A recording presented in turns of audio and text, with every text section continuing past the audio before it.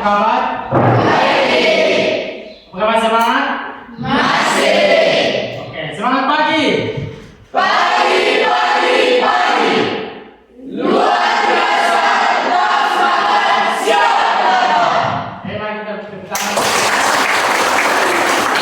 Terima kasih adik-adik. Jadi sebelum lanjut, minta salah satu dari adik-adik untuk maju ke depan untuk memimpin kita dalam doa. Izinkan saya memimpin doa ini menurut ajaran agama Kristen Katolik.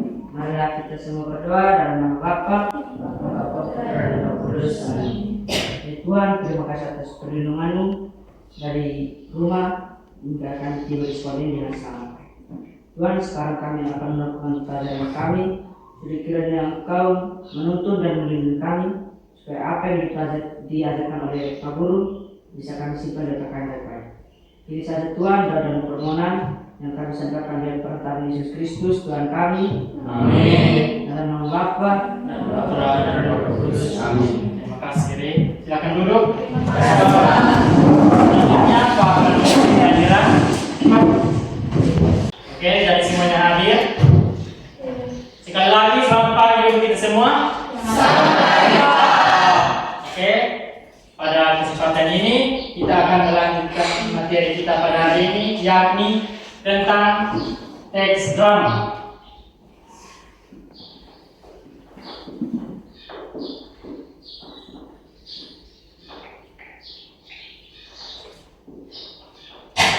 Namun sebelum masuk ke dalam materi, Pak akan menampilkan satu video untuk adik-adik sekalian untuk kita tonton bersama.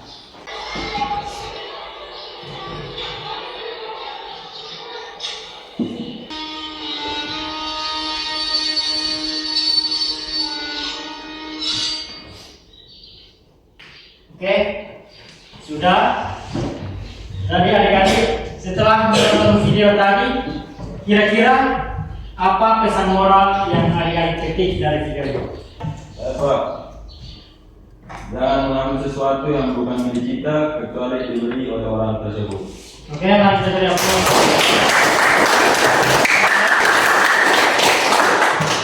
Jadi baik adik-adik, jadi yang tadi Pak tampilkan itu adalah salah satu contoh dari drama pendek.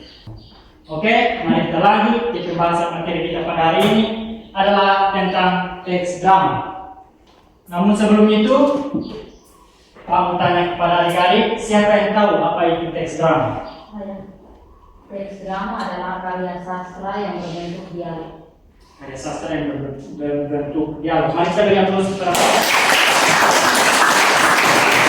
Jadi, Mada bilang teks drama adalah karya sastra yang berbentuk dialog.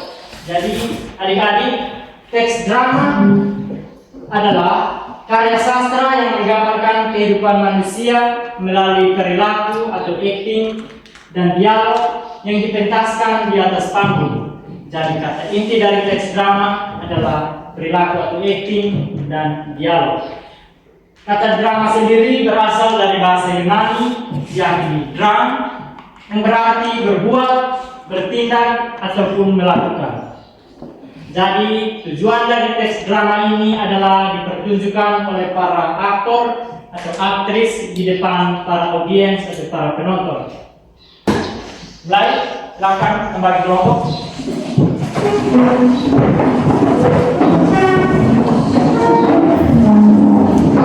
Jadi Pak akan memberi waktu 5 menit untuk mencari atau menyusun materi tentang unsur-unsur implisit dan unsur-unsur eksplisit. Dan ada tambahan yaitu tentang struktur kaidah kebahasaan dalam teks drama. Pak beri waktu 5 menit, mulai dari sekarang.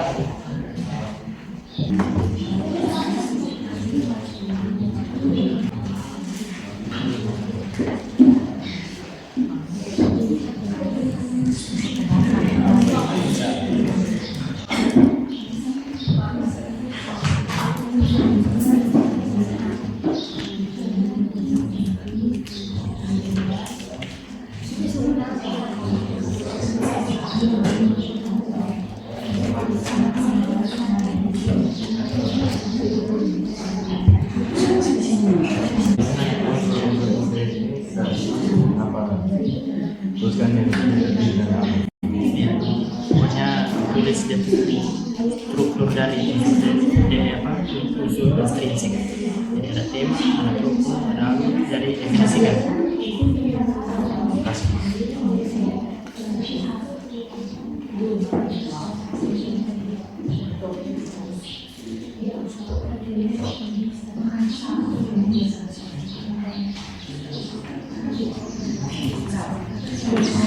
Oke, waktunya habis untuk berdiskusi.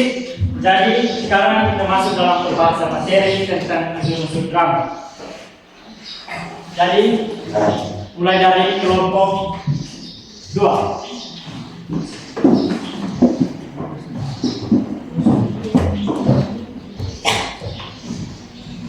Selamat pagi untuk semua. Selamat pagi. Terima kasih atas kesempatan yang telah diberikan kepada kelompok kami untuk mempresentasikan hasil diskusi kami. Kami akan mempresentasikan tentang apa itu unsur intrinsik serta bagian-bagian.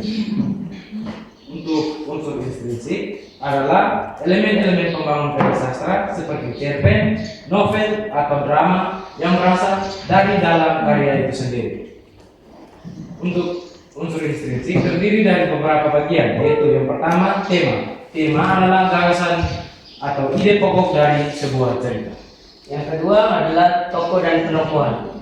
Tokoh adalah orang yang berperan dalam cerita atau drama tersebut, sedangkan penokohan adalah teknik atau cara pengarang menggambar watak, sifat, karakter tokoh tersebut. Yang ketiga adalah latar. Latar atau setting adalah keterangan mengenai waktu, ruang atau tempat, dan suasana terjadinya suatu peristiwa. Yang keempat, alur adalah rangkaian peristiwa yang disusun berdasarkan hukum, sebab akibat membentuk suatu kesatuan cerita yang utuh dari awal hingga akhir. Yang kelima, sudut pandang. Sudut pandang adalah teknik, posisi, atau cara pengarang menempatkan dirinya dalam cerita untuk menarasikan tokoh, tindakan, dan latar. Yang keenam, gaya bahasa. Gaya bahasa ialah keseluruhan gaya pengarang dalam menunjukkan dirinya ke dalam sebuah tulisan. Yang ketujuh, amanat. Amanat adalah pesan moral atau nilai yang ingin disampaikan pengarang kepada pembaca. Oke, terima kasih untuk kelompok 2. Mari kita beri aplaus. Baik. Dan yang berikut kita masuk ke dalam unsur ekstrinsik. Jadi untuk kelompok 4 bisa mempresentasikan apa itu unsur ekstrinsik.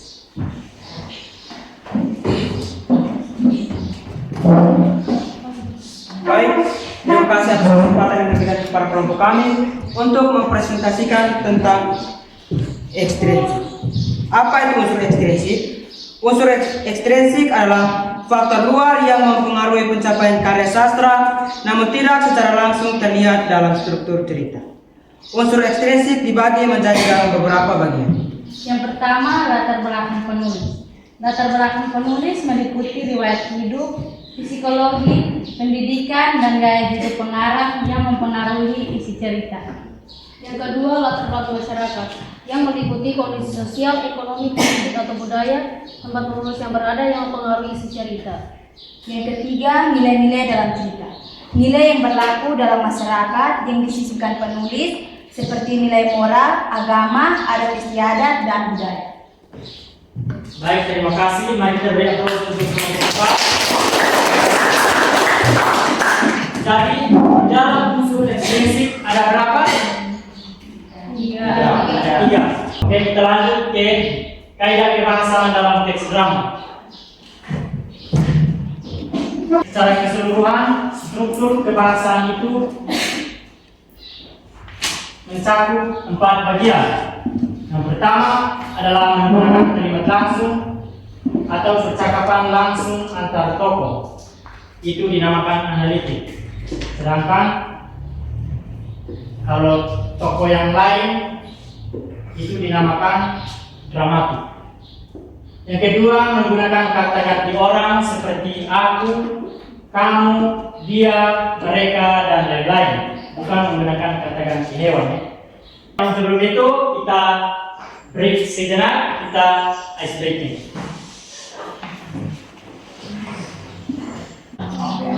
Permainan kita pada hari ini adalah tentang jika dan maka.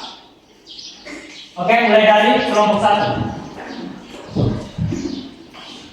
Jika aku tidak lagi bersamamu, Maka tunggu kau di kehidupan kedua.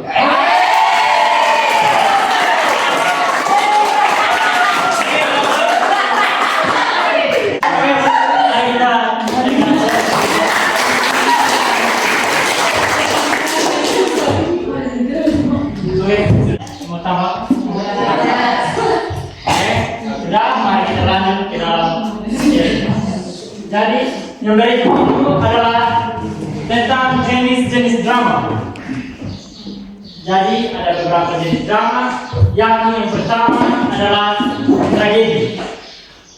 Jadi jenis drama tragedi ini adalah cerita yang berakhir sedih atau miris, biasanya menceritakan tentang penderitaan tokoh utama.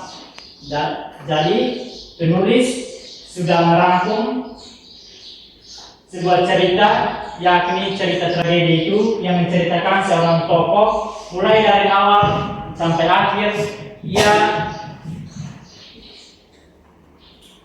Pokoknya biasanya penderitaan tokoh utama itu mulai dari awal hingga sampai akhir. Jadi adik-adik, tragedi itu teks yang menceritakan tentang kesedihan dari tokoh utama. Dan yang berikut adalah komedi. Jadi jenis drama komedi ini mulai dari awal hingga akhir semuanya tentang lawak atau cerita lucu. Oke, jadi Pak akan minta 2 orang dari adik-adik sekalian untuk masuk ke depan untuk memperagakan contoh dari teks drama. Pak minta Ray dengan Ella. Silakan masuk.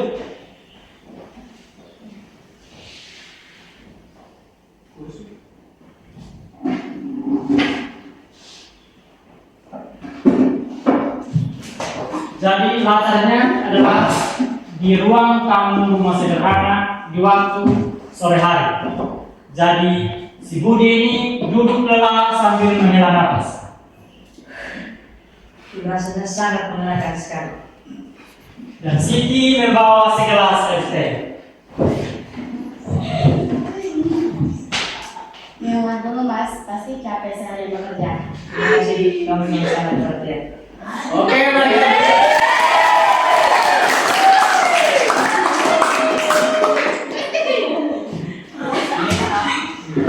Pak akan menyimpulkan dari teks drama. Jadi teks drama itu merupakan karya sastra yang berisi dialog dan ditujukan untuk dipentaskan dan memiliki struktur yang jelas mulai dari pengenalan hingga penyelesaian. Teks drama menggunakan bahasa yang hidup dan memiliki petunjuk teknis untuk aktor. Jadi ini adalah kesimpulan dari teks drama. Namun sebelum menutup materi, Pak minta salah satu dari adik-adik untuk menyimpulkan materi tentang teks drama. Baik, terima kasih atas kesempatan yang telah diberikan kepada saya. Di sini saya akan menyimpulkan tentang teks drama. Teks drama adalah karya sastra yang berbentuk dialog yang menggambarkan kehidupan manusia, konflik atau dialog, hingga penyelesaian masalah yang kali ditutup dengan epilog. Pesan moral, drama menyampaikan amanat melalui watak dan alur cerita yang disajikan. Sekian dari saya.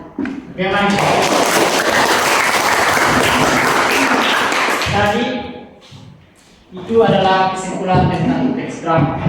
Pembelajaran hari ini kita sampai di sini dan semoga pembelajaran kita hari ini bisa berguna dan bisa bermanfaat untuk adik-adik sekalian untuk bawa ke rumah dan menerapkannya di kehidupan masing-masing. Sekian dan terima kasih. Sebelum itu, kami minta saran dari adik-adik untuk maju ke depan untuk menutup kita dalam doa.